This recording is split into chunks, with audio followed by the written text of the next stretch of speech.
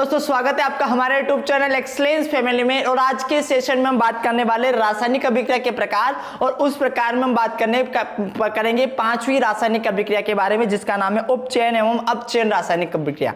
उपचयन रासायनिक अभिक्रिया एवं अपचयन रासायनिक अभिक्रिया में क्या होता है कि ये जो अभिक्रिया होती है, इनकी जो परिभाषा होती है एग्जाम में पूछी जा सकती है। साथ ही इनकी एक विशेषता होती है कि जो उपचयन रासायनिक अभिक्रिया होती है वो अपचयन रासायनिक अभिक्रिया की बिल्कुल अपोजिट होती है। तो ये आपके माइंड में कंफ्यूजन क्रिएट कर सकती है कि उपचयन रासायनिक अभिक्रिया की क्या परिभाषा होगी एवं अपचयन रासायनिक अभिक्रिया की परिभाषा क्या होगी। तो अपन इनको बिल्कुल कंसेप्ट के साथ देखेंगे यहाँ पर, साथ ही इनके उदाहरण के ऊपर भी हम बात करेंगे। और एक और रासायनिक अभिक्रिया सबसे महत्वपूर्ण आने वाली इस सेशन में, जिसका नाम है रेडॉक्स अभिक्रिया। और रेडॉक्स अभिक्रिया एक ऐसी अभिक्रिया है जिसका एग्जाम में पूछे जाने के चांसेस सबसे ज्यादा होते हैं। तो अब अपन बात करते हैं अपचयन रासायनिक अभिक्रिया के बारे में कि अपचयन रासायनिक अभिक्रिया क्या होती है, और यहां पर अपन अपचयन एवं उपचयन रासायनिक अभिक्रिया क्या होती है ये बात करने वाले। अपचयन एवं उपचयन रासायनिक एवं अपचयन रासायनिक अभिक्रिया।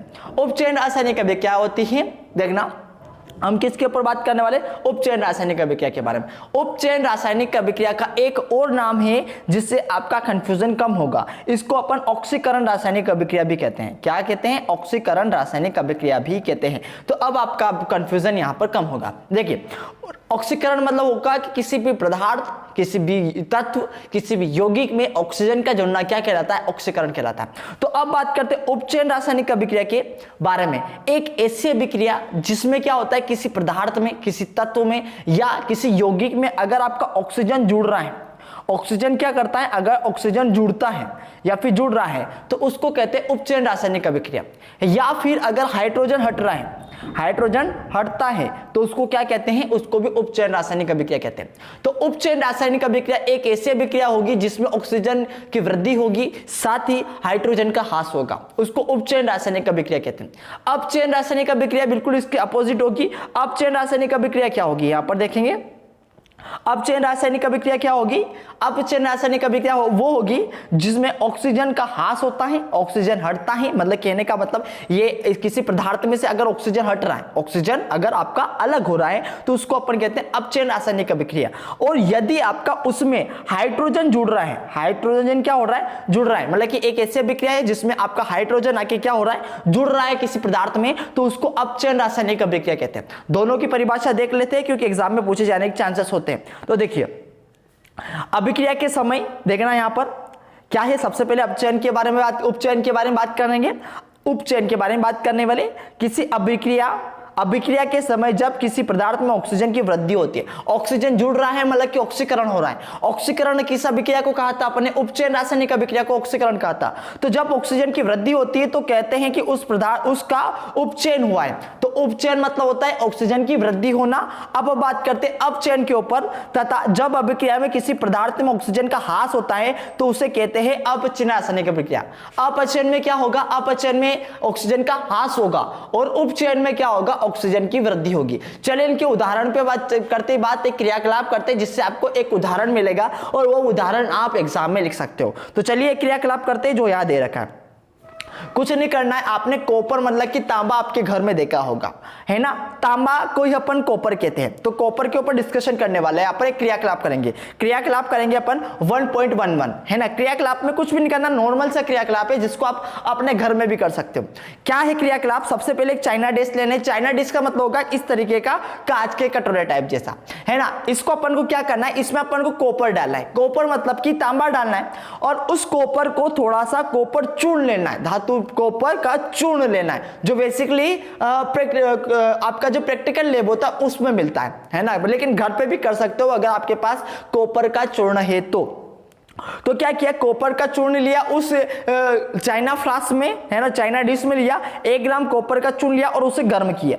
तो जब आप उस कॉपर को गर्म करते हो, कॉपर चूर्ण को, तो क्या होता है यहां पर देखना किस तरीके से करोगे। यहां पर देखो आप, यहां पर आपने क्या किया, यहां पर आपने एक चाइना डिश ली और चाइना डिश में आपने क्या कर रखा है, यहां पर आपका कॉपर रख रखा है और कॉपर रखने के बाद यहां से आपने इसको गर्म करने की कोशिश की और ये क्या होता है आपका, ये बर्नर होता है। और ये तपाई मतलब कि आप इसको गर्म कर रहे हो, ये जाली के ऊपर रखा हुआ है ये चाइना डिश, है ना, और इसमें कॉपर चूर्ण भरा हुआ है युक्त चाइना डिश दे रखी है। क्लियर दोस्तों। अब देखना जब आप इसको गर्म करते हो ना तो जो क्या होता है, गर्म करने के बाद क्या होता है, कॉपर के जो होता है ना, कॉपर की सतह पर क्या होती है, वो कॉपर जो चूर्ण होता है, जब आप उसको जलाते हो तो वो क्या होता है, उसके ऊपर एक काली परत बन जाती है, काले कलर की पपड़ी जम जाती है ना।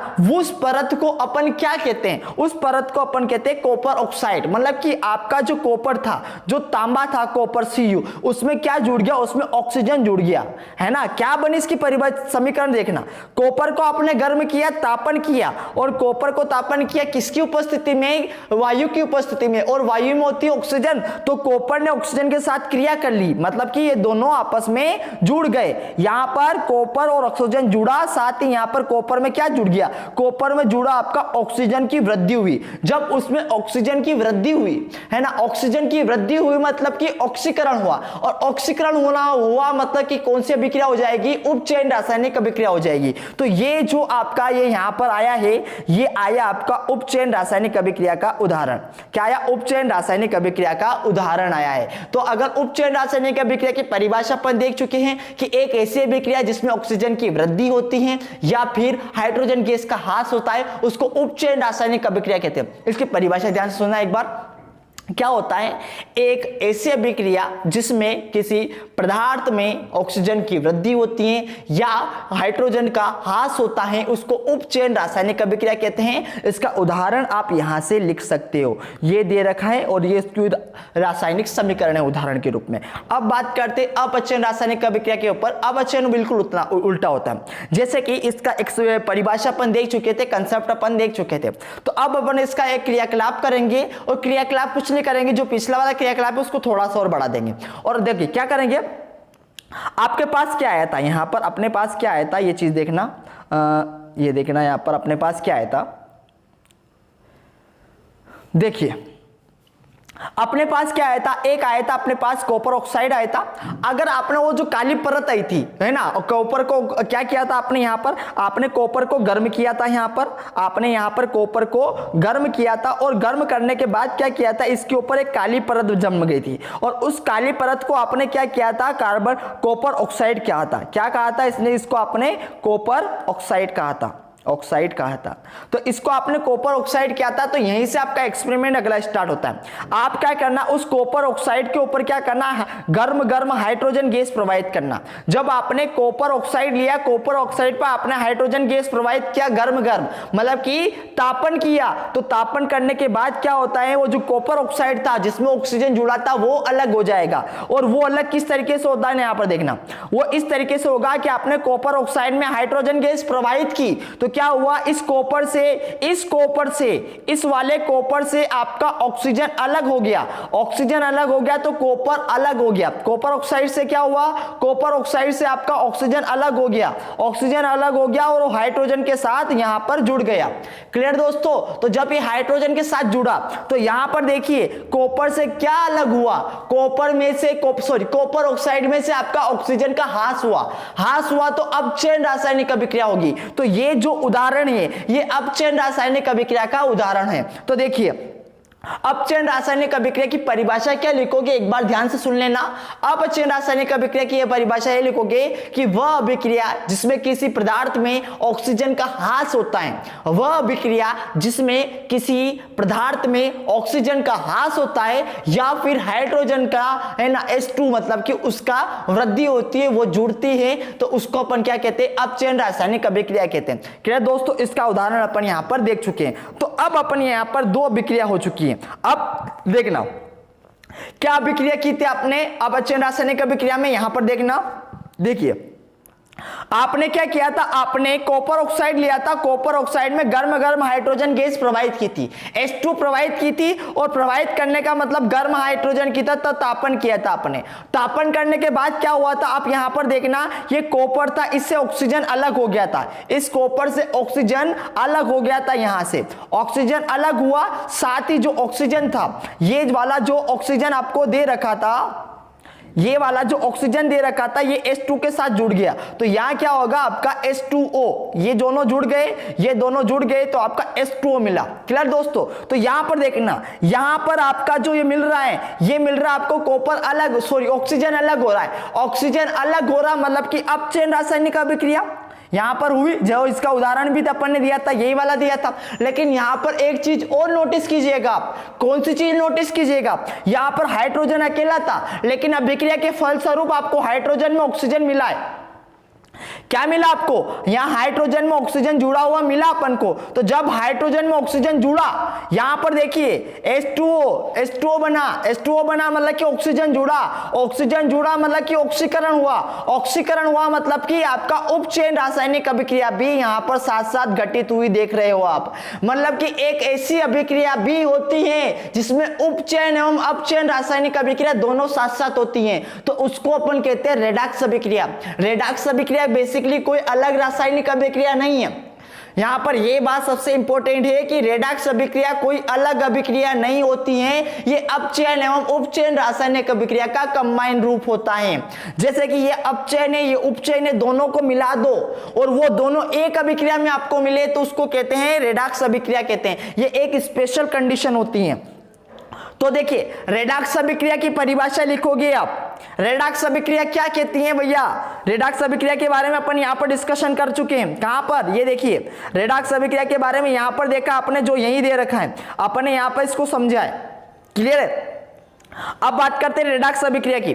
देखो रेडॉक्स अभिक्रिया क्या होती है, यहां पर आप देख चुके हो। रेडॉक्स अभिक्रिया देखना, रेडॉक्स अभिक्रिया में उपचयन एवं अपचयन रासायनिक अभिक्रिया दोनों साथ साथ घटित होती हैं, रेडॉक्स अभिक्रिया कहलाती है। क्लियर दोस्तों? तो यहां पर अपन देखेंगे कि अर्थात देखना इसकी परिभाषा क्या लिखोगे आप एग्जाम में। यहां पर सबसे इंपॉर्टेंट है परीक्षा में आपकी परिभाषा क्या होगी।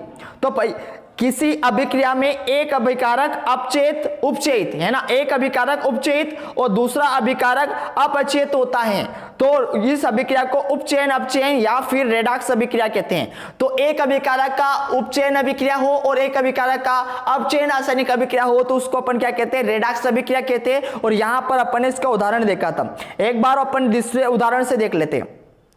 देखिए इसका उदाहरण यहां पर देखने की कोशिश कीजिए। रेडॉक्स अभिक्रिया, रेडॉक्स अभिक्रिया और उससे पहले अपचयन उपचयन की परिभाषा आपके माइंड में वापस से क्लियर हो जाना चाहिए। उपचयन क्या होता है? उपचयन में उपचयन मतलब कि ऑक्सीकरण। उपचयन ऑक्सीकरण, ऑक्सीकरण मतलब कि ऑक्सीजन का जुड़ना। तो देखिए यहां पर आपका जिंक था, क्या था यहां पर आपका देखना है,